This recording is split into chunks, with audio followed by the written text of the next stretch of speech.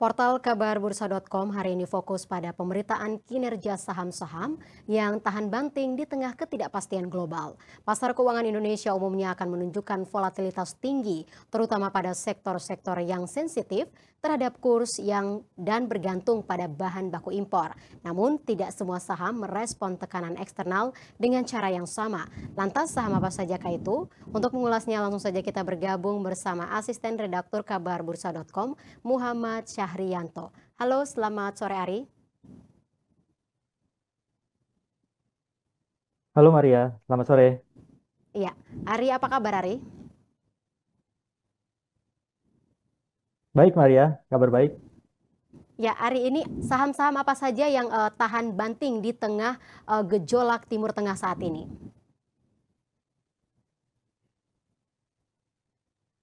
Baik Maria.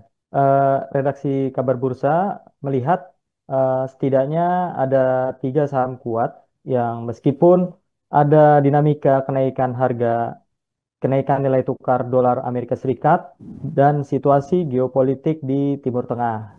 Dengan alasan utama yaitu tidak terpengaruh kenaikan tersebut dan kondisi domestik masih tetap baik-baik saja. Nah, di sini berdasarkan laporan keuangannya atau merujuk ke laporan keuangannya, kabar bursa memilih tiga, yaitu AMRT, ICBP, dan MYOR. Nah, di sini dalam artikel yang kami tulis di portal kabarbursa.com, ketiganya ada di sektor konsumsi dan sebagian besar bisnisnya fokus pada pasar modal. Nah, kalau misalkan kita langsung ke intinya, Maria, contoh pertama yaitu AMRT memiliki 99% atau hampir nyaris 100% itu penjualannya berada di dalam negeri. Misalkan rupiah melemah, mereka tetap akan cetak pendapatan tinggi dan laba bersih juga tumbuh di sini capai 3,98 triliun. Nah, di nomor di nomor 2 dan nomor 3 itu ada ICBP dan MIOR.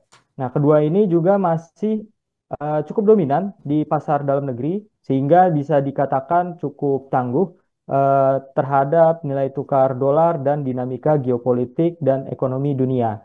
Kalau kita lihat memang di CBP sendiri masih ada komponen yang diimpor oleh mereka seperti gandum, minyak nabati, tetapi mereka justru mampu mencetak kenaikan laba 11%. Sementara MIOR atau Mayora exposure atau nilai ekspor mereka jauh lebih tinggi di antara kedua yang lain, yaitu 30%. Jadi 70% lainnya ada di pasar domestik. Nah, tapi mereka juga mampu membukukan pertumbuhan pendapatan dan laba bersih. Nah, di sini redaksi kabar bursa melihat bahwa data yang menunjukkan bahwa bisnis dan keuangan mereka masih tahan banting, tetapi sekarang soal harga sahamnya eh, terkadang tidak semua perusahaan yang berkinerja baik itu memiliki harga saham yang tepat dan menarik gitu.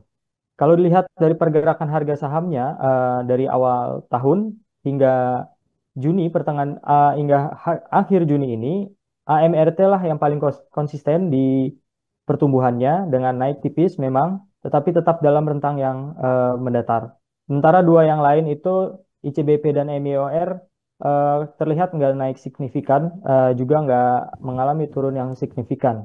Jadi Maria, kalau yang ditulis dari redaksi kabarbursa.com itu kira-kira seperti itu dan lebih lengkapnya ada di artikel yang ditulis. Maria. Ya, Ari lantas bagaimana cara kita untuk mencermati saham-saham yang tetap cuan?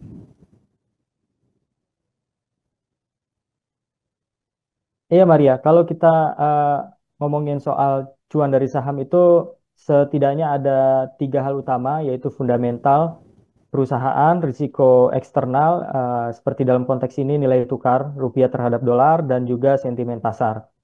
Kalau terlepas dari tiga emiten tadi, misalkan kita merujuk pada data laporan keuangan dan data perdagangan pasar, kabar bursa melihat bahwa ada perusahaan kuat eh, memang tidak memiliki kinerja bagus, tapi lab- eh, kinerja saham yang bagus, tapi laba tumbuh terus. Nah, kalau dilihat ini, kita lihat ambil contoh yang tadi. AMRT, ICBP, dan MEOR. Mereka sama-sama memiliki pertumbuhan pendapatan dan peningkatan laba bersih. Seperti AMRT, labanya itu naik 6,8%, ICBP 11,4%, dan MEOR itu laba bersih naik 3,7%. Nah, sementara kalau kita melihat dari hal itu, kita perlu melihat juga data konsumsi atau data daya beli masyarakat seperti apa. Jadi, selagi konsumsi domestik itu tetap positif, saham sektor ini diyakini masih punya peluang besar. Nah, ketiga saham itu juga bisa kita lihat dari likuiditasnya. Liquid itu bisa dikatakan aktif ditransaksikan, yang artinya lebih gampang dibeli dan dijual, sehingga bisa dikatakan lebih menarik buat investor khususnya retail. Kemudian dari harga sahamnya ini, seperti yang telah disampaikan juga sebelumnya, perlu diperhatikan kinerjanya seperti apa. Kalau perusahaan itu memiliki kinerja yang baik, itu belum tentu jalan dengan harga sahamnya eh, mengalami kenaikan atau tidak. Nah, di sini juga belum membicarakan soal valuasi sahamnya, apakah bisa dikatakan wajar, undervalue, atau overpriced. Nah, di sini eh, ada dalam tulisan kabarbursa.com, bisa dicek lebih detail lagi. Nah, yang paling penting, kalau melihat tren tiga saham tadi yang diambil oleh kabar bursa, contohnya AMRT itu sejak Januari sampai Juni itu mengalami kenaikan dari 2.820 menjadi sekitar 3 ribuan sampai 3.100-an. Kalau ICBP dan MEOR itu mereka sama-sama mendatar ya, tidak mengalami kenaikan yang signifikan maupun penurunan yang signifikan. Kembali ke pertanyaan awal yang disebutkan tadi, bagaimana cara kita mencermati saham agar cuan?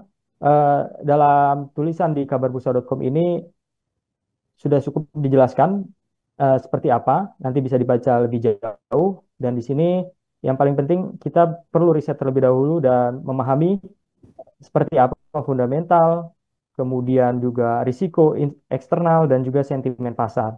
Seperti itu, Maria. Ya, baik Ari, selain dua informasi tadi, apa informasi top pilihan dari sahabat kabar bursa yang paling banyak dicari di portal kabarbursa.com hari ini? Baik, Maria. Seperti yang telah dipaparkan oleh narasumber di kabar bursa hari ini sebelumnya, memang masih seputar geopolitik dunia ya, antara Israel dan Iran.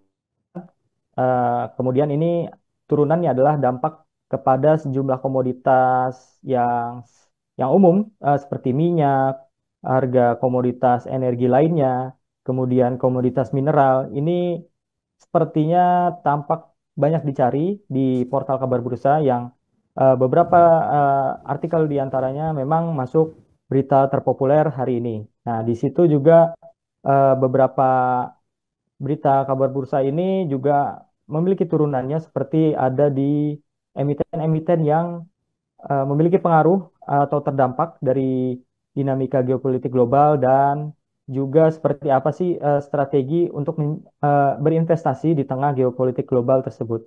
Maria, Baik, terima kasih Ari dan selamat bertugas kembali Ari. terima kasih Maria.